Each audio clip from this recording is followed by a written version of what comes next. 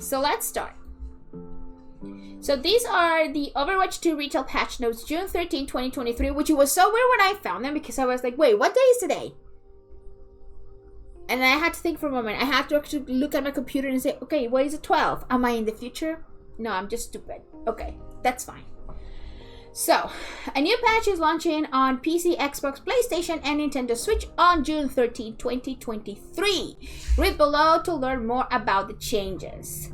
Welcome to Season 5. Join Tracer and her friends as they embark on an adventure in a fantasy-themed role-playing game. As you progress through the Battle Pass, you'll get guides Tracer while she works to save a magical kingdom of Overland from the threat of a demon lord Reinhardt, and become a powerful knight as you unlock her mythic adventurer skin. So the tier 100 skin is her, I guess. More fun awaits in Season 5, including our first ever creator-made workshop game mode in the arcade, the return of summer games, and introducing Mischief and Magic Overwatch 2 Prop Hunt game mode. General updates. Challenges. Liveweaver unlock challenges added. Are we gonna get a new skin from Liveweaver? Liveweaver can now be unlocked by completing all his challenges. Oh, that's what they mean. Okay, so if you were not able to get the Battle Pass last season, but you still want to get him, it automatically will unlock this season, so you can go ahead and grind to unlock him. Because let's remember, Overwatch is a free-to-play game, so yeah. Incomplete weekly challenges will no longer reset to 0. 100% of the progress made in weekly challenges in the previous week will be kept and carried over. Oh, that's not bad. I'm graffiti skin biased. All weekly challenges requiring wins have been converted to complete games. That's a lot better. Because with the matchmaking that they currently have, seriously, you can play for 3-4 hours and get like maybe one win. I'm not even kidding. I have had nights when it's just defeat. I don't want to see defeat anymore. Defeat is scary and stinky. So, let's see. This challenge resulted in the required amounts becoming higher, but the average total number of games needed to complete the challenges has not. Okay. Developer comment. Our goal is to ensure every gameplay contributes to weekly challenges progress. With the progress carryover change, when weekly challenges reset, all progress or incomplete challenges will be carried over into the next week. Completed challenges will still reset. So, what I'm getting for this is that I don't care about win or lose anymore. Yeah, we can. We can care about winning and losing. Like, you take a loss and it's like, okay, I bitch about it. I'm like, okay, I take it. And then I try to move on with my life to the next one. Because otherwise, it would be too much. Exactly. That's something that we also try whenever we group up. And sometimes it's hard. It can be a lot.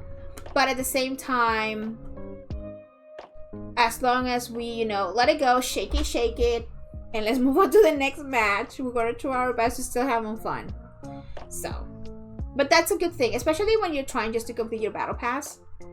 Now you already pay for it. Let me just have it. But, I do know that sometimes it's annoying when you have like, oh, this thing to complete and it doesn't get complete. I think that they are still learning. I think that there are a lot of things that they could have learned from other games instead of just copying the monetization system and buffed it to whatever. Anyway, the change from winning games to completing games increased the required amount to complete, but the average number of games required for completion remains the same. For example, win 10 games could take any number of games to complete, around 20 games on average. Complete 30 games wins granted double progress. Ah, okay. Takes between 15 to 30 games, also averaging around 20. While this increased number of games looks big and scary, the maximum number of game it takes is now capped, and the average remains the same. On fire, you're just gonna flip a switch, and now we're gonna get it again. Fire returns to highlight to your incredible plays with these new features. New state blazing. New state blazing. Man, I can't read. New state blazing. Am I saying that correctly? I hope that I'm saying that correctly. If I'm butchering, just let me know. What's better than being on fire? Being even more on fire. You are? Okay, thank you. A team's most exceptional playmakers will now be blazing. Okay, blazing cannot be maintained as easily as regular fire, so you'll need outstanding play to keep the heat on. Okay. What actually takes for that to build? Like kills, damage, mitigation damage, healing progress? What does it take? This will help to know who's actually doing stuff. Yeah, but I would like to know like what it actually, says they will do. I think that it's going to be, I'm going to assume that it's going to be related to the role, right? So supports will be, keeping people alive, applying damage, the scores, whatever the case may be. I'm going to assume. I wish that they would explain that. Let's see. Maybe they say something I'm just not reading. Reignite visual and sound effects. Fire returns to the hero portrait and the scoreboard with new animation. Fire makes it its debut in the kill feed as well. Catching fire, killing enemies that are on fire grants fire. Okay. So you become a bit targeted if you're on fire. Like, okay, that's the one that we have to go for. Fan the flames. The fire has spread to more than just Genji players. Beyond elimination and damage, fire comes from mitigating damage, saves, healing, assists, capturing contestant objectives, boosted damage, and crowd control. Okay, so they actually answered my question. Hey, listen, sometimes I'm an overthinker. My mind goes 1,000 miles away. So at least we know what it's going to take. That's good. That is good. Matchmaking improvements.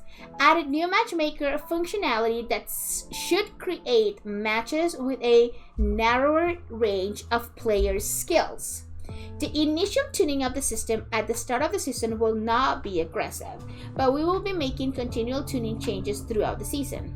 The matchmaker now prioritizing placing similar groups with wide skill range into the same match, which means solo players will see a lower chance of being placed in those matches.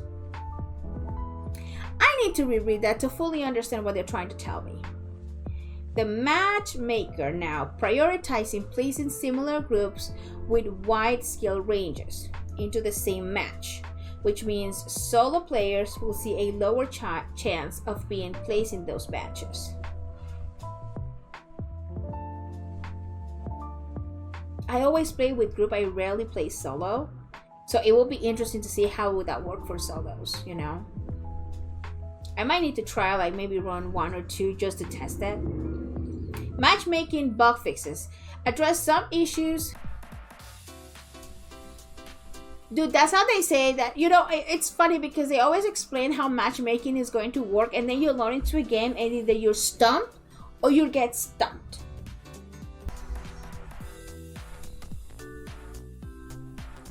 I just get on and play Anna until I want to cry, then go to cozy games. That's a mood, Caitlin. That is a mood. Let's see. Address some issues with backfills in quick play that could cause the backfill to take a long time or never occur. Listen, I'm not a huge... They should do something about levers. That's what they should do something. The problem is not the backfills. They need to do something about people that leave matches. It's as simple as that. Just because you lost the first fight doesn't mean that the entire match is over. Try to adapt If they are countering you, try to, maybe there's a different way that you need to approach a situation. Why are you expecting different results when you're doing the same thing over and over again? I'm just saying. Fix an issue where the matchmaker sometimes initialized new players' competitive's MMR to a value that did not reflect their skill. Players will continue to adjust to their accurate MMR as they continue to play. Dude, I have not played competitive at all. I don't even know where they will place me right now. I know that I don't even know what I place. Can I be wood? Probably on wood. Okay. Competitive play updates. This is the juice for a lot of people that play competitive. I think that I'm very lucky that I have a lot of friends that just want to play this casually and they are okay playing it casually, because I don't have the time and commitment to play competitive. I just don't. I play this game once a week. I love it. I enjoy it. I try to have fun. There are times that we are in great synergy and we work and it's good on both sides. We're not stomping on people. But I just can't play comp. Players that did not play any matches during the previous competitive season will become inactive. Inactive players do not have a visible skill tier and division. Each role queue can become inactive separately, while in open queue, a player only has one rank that become inactive. Once an inactive player returns and achieves a competitive update after winning 5 games, their skill tier and division will become visible again. Okay, so don't panic if you didn't play it last season. Eventually, you're going to become inactive. So it's up to you if you want to reactivate that status. That's basically what they're saying. They're going to have competitive mystery heroes. Bro, that is like, who would do that to themselves? Like, competitive as it is painful. But competitive mystery heroes, bro. That's a lot. Sounds like a lot. Competitive mystery heroes returns for an entire season of randomized hero action.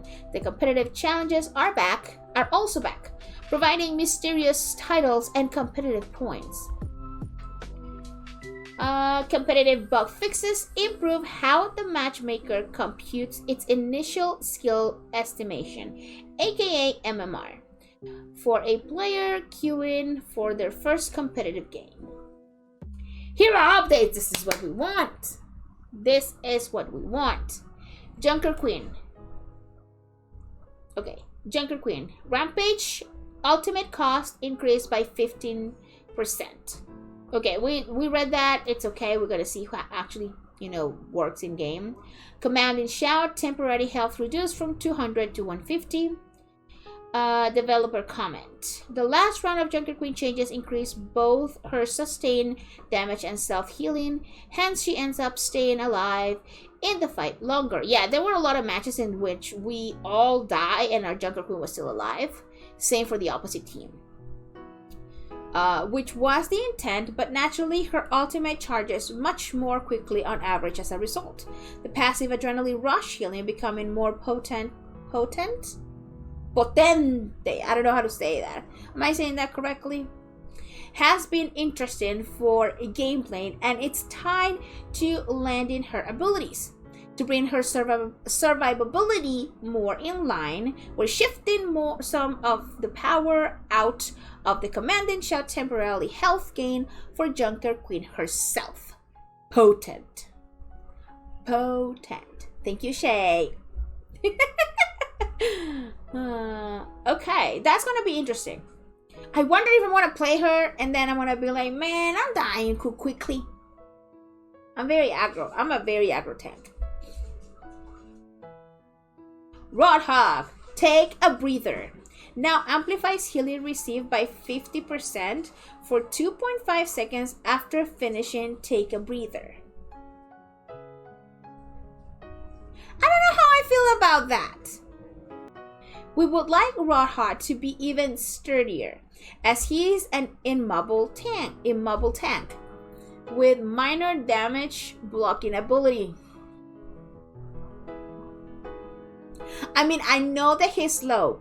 I get that. He doesn't have shield, but that hook, I mean, it's okay. Fine.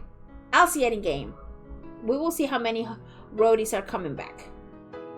I know that the nerf that they did last time was a lot, but Roadhog, I don't know why it's so hard to balance him to where he's not oppressive. And it's actually fun to play with and against.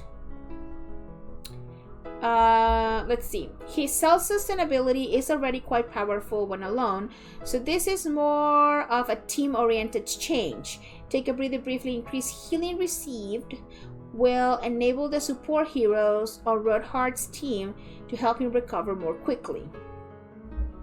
We will see how that goes. We definitely will see how that goes. Cassidy, magnetic grenade.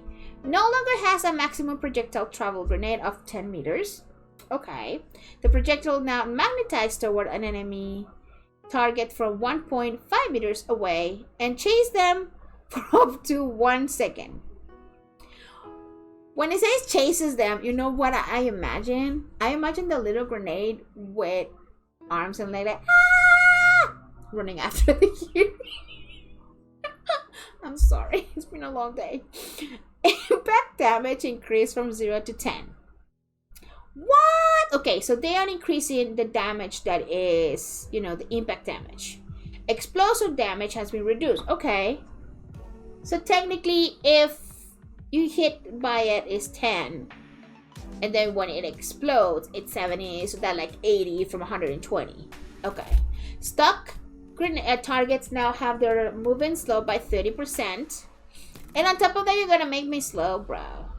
Stuck targets are not affected by the hindrance status effect, interrupted and preventing movement abilities from being activated. So this is the crowd control changes that they were saying.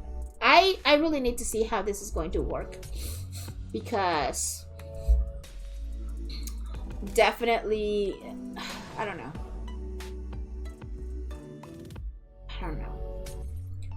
Like, they reduce it from that, and I mean they're giving it back to two of the guys that were taken away from, so we will see. The overall goals for the magnetic grenade are to shift its use from purely damage into more a utility and change its deployment behavior from a close range lock onto a more of an aimed projectile that magnetizes if it gets close to an enemy target. The previous stuck banner text alert confused tracer pulse bomb message. So this mobility lock status effect is being referred to as hindered. Okay, that's just visual. Okay. Hanzo, Sonic Arrow. Let me go back. Hanzo, Sonic Arrow. Impact sound effect now plays for enemies. Okay. Visual effect is now briefly visible to enemies when first deployed. That's going to be interesting to see how it looks like and how actually you can see it to, I don't know, have some type of reaction to it.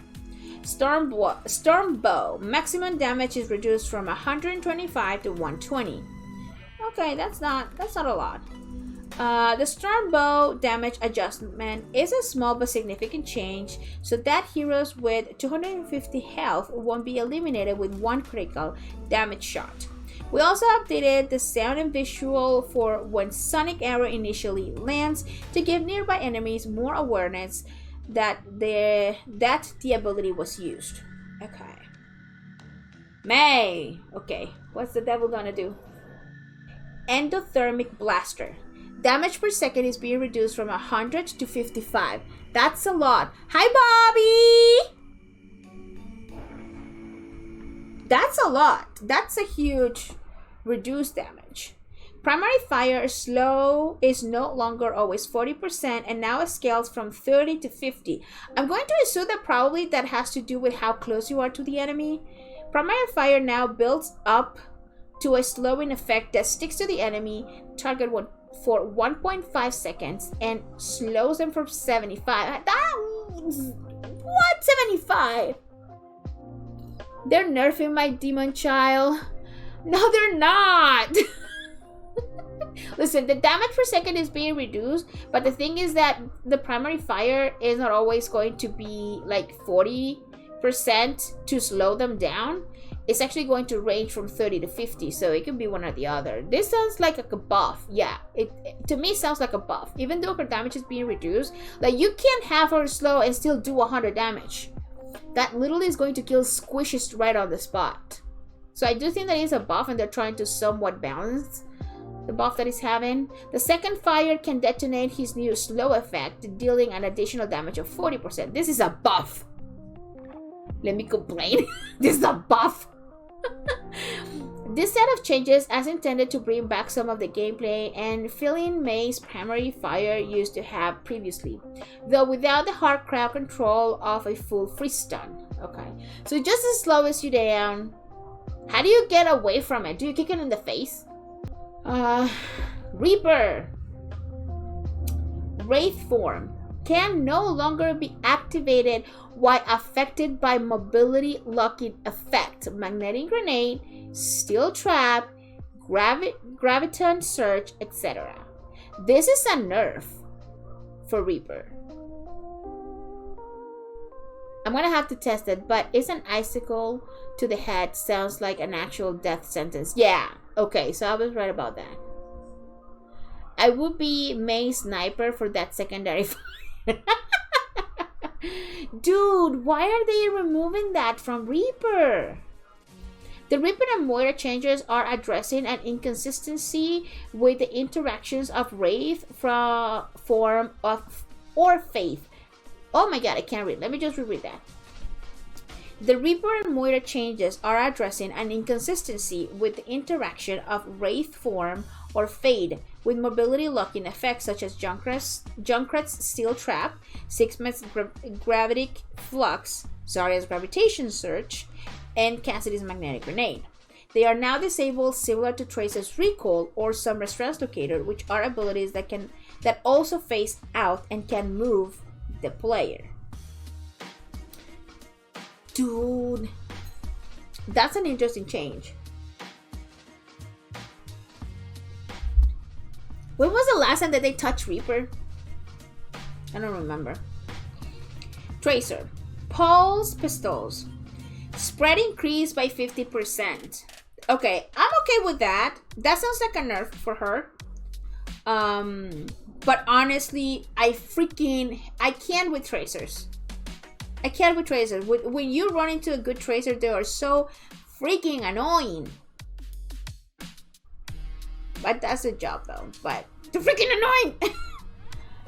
We uncover a bug that was setting Tracer's maximum weapon spread smaller than intended.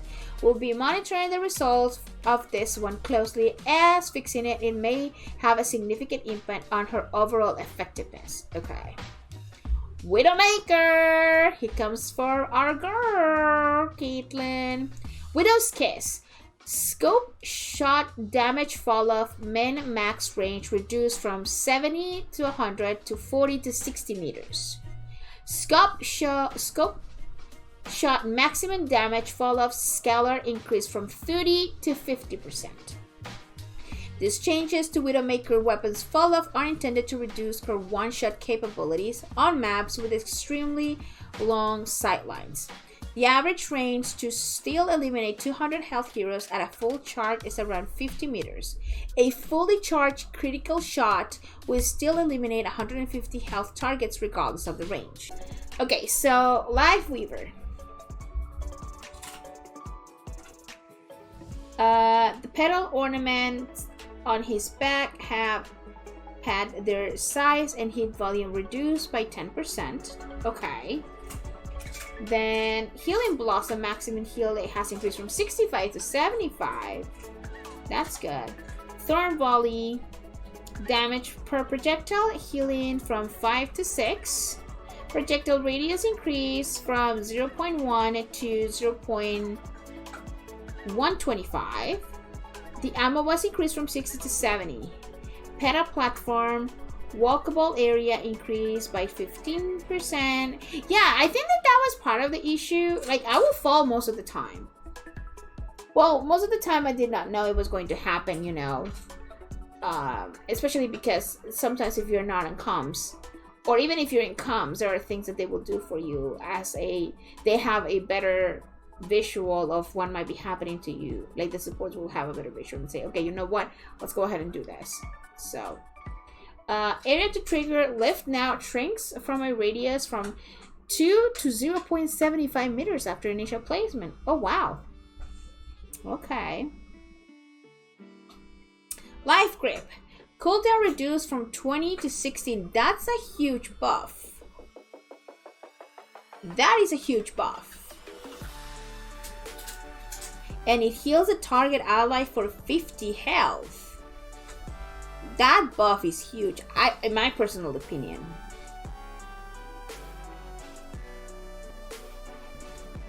Tree of Life ultimate cost increased by 8%. That makes sense. Lightweaver's stats have been improving over time, but he is still underperforming. These adjustments are primarily straightforward improvements to nearly every aspect of his kits outside of his ultimate ability, which receive a small cost adjust for the increased healing and damage output. The pedal platform or shrinking is a quality of life change intended to help to avoid accidental activating the lift after it has been placed. That makes sense. Moira. We know that now Moira can no longer be activated, cannot longer activate the Fade while being in a mobility locking effect. Magnetic grenades, steel traps, graviton, surge, etc. I don't even know if I want to read all the bugs that were fixed. Sometimes I wouldn't even know them.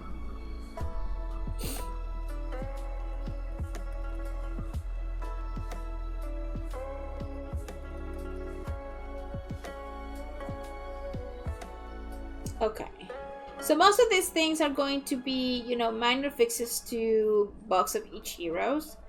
I'm definitely going to be sharing the link down below if you guys want to check it out. But for the most part, it's going to be it sounds like a very interesting changes for them. I'm not a huge fan of the stun or slowing abilities type of, you know, changes that they're making. I don't think that they were necessary, to be quite honest, but we will see. We will see. I think that, I don't know, it's just, I don't know. Definitely tomorrow when the season drops, I'm gonna have to play it. Let's also watch the trailer. Can we find the trailer for the new season? I haven't watched it. I've been trying to avoid social media in general, just to